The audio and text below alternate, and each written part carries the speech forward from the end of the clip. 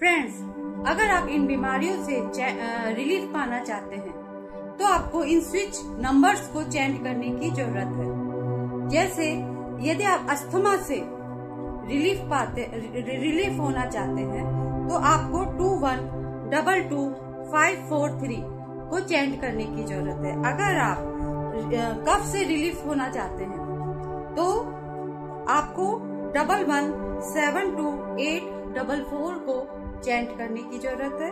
और अगर आप सिकनेस की फीलिंग्स को कट करना चाहते हैं, उससे बाहर निकलना चाहते हैं, तो आपको 83418783 चेंज करने की जरूरत है। इन नंबर्स को चेंज कीजिए, विजुअलाइज कीजिए कि आप इन बीमारियों से बाहर निकल चुके हैं, ये रिमूव हो चुकी है। Thank you.